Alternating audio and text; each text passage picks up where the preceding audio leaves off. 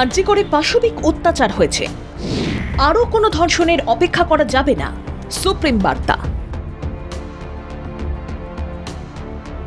রাজ্যের অন্যতম হাসপাতাল আরজি করে চিকিৎসক খুন ও নির্যাতনের ঘটনায় সারা দেশকে নাড়িয়ে দিয়েছে।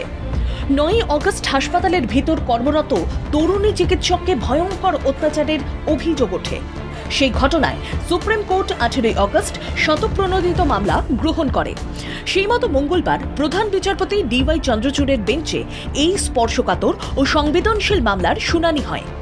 সেই মামলায় শীর্ষ আদালতের ডিভিশন বেঞ্চ কড়া অবস্থান নেয়। হাসপাতালের তৎকালীন অধ্যক্ষের ভূমিকা নিয়ে তীব্র উষ্মা প্রকাশ করে ডিভিশন বেঞ্চ। সর্বোচ্চ আদালতের বিচারপতিরা তাঁদের পর্যবেক্ষণে চিকিৎসক নির্যাতনের ঘটনা নিয়ে হাসপাতাল কর্তৃপক্ষের গাফিলতি ও দায়িত্ব পালনে ব্যর্থতা নিয়ে কড়া সমালোচনা শোনা যায়। কিসের ভিত্তিতে ও কার অভিযোগের ভিত্তিতে এফআইআর দায়ের করা হয়েছিল তা জানতে চান বিচারপতি JB পারদিওয়ালা।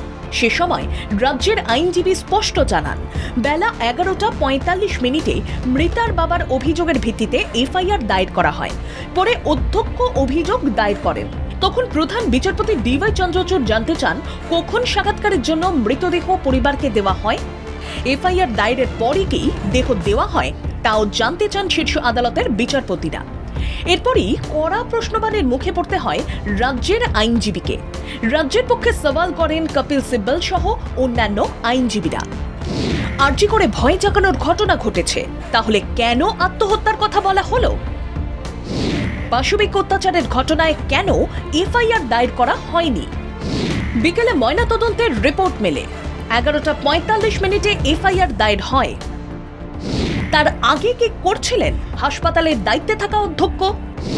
মৃতার নাম ও ছবি প্রকাশ নিয়ে উদ্বিগ্ন শীর্ষ আদালত। মহিলারা নিরাপদে কাজে যেতে না পারলে সবার অধিকার থাকবে কিভাবে? সামগ্রিক ঘটনায় হাসপাতাল কর্তৃপক্ষ থেকে অধ্যক্ষের ভূমিকার কড়া সমালোচনা করে শীর্ষ আদালত। একই সঙ্গে 14 আগস্ট রাতে হাসপাতালে হামলার ঘটনায় উদ্বেগ প্রকাশ করে শীর্ষ আদালত। আরজি করে শান্তিপূর্ণ আন্দোলনের নামে 7,000 দুষ্কৃতী কিভাবে তাণ্ডব চালায় তা নিয়েও কড়া বার্তা দেয় আদালত। মৌরসে পাট্টা ভাঙার জন্য প্রশাসনকে নির্দেশ দেয় সর্বোচ্চ আদালত। এরপরই ডিভিশন বেঞ্চ হাসপাতালে হামলা নিয়ে নানা প্রশ্ন তোলে। কি করে হাসপাতালে বহিরাগতরা? জানতে চান বিচারপতিরা। শান্তিপূর্ণ আন্দোলনের নামে কি করে বহিরাগতরা ঢুকলো? রাজ্যের আইনজীবী কপিল সিব্বল সুপ্রিম কোর্টে জানান, এ পর্যন্ত হামলার ঘটনায় 37 জনকে গ্রেফতার করা হয়েছে। প্রধান বিচারপতির ডিভিশন বেঞ্চ হামলা নিয়ে 22 আগস্টের মধ্যে রিপোর্ট দিতে বলেছে। একই সঙ্গে তদন্তের গতি প্রকৃতি নিয়ে সিবিআইকেও ওই দিন রিপোর্ট জমা দিতে বলা হয়েছে। আরজি কর হাসপাতালের মতো চিকিৎসক খুন ও ধর্ষণের ঘটনা ভবিষ্যতে যেন আর দেখতে না হয়। গভীর উদ্বেগ প্রকাশ করে সুপ্রিম কোর্ট কঠোর অবস্থান স্পষ্ট করেছে। নিরাপত্তার দায়িত্বভার CISF-কে দেওয়া হয়েছে।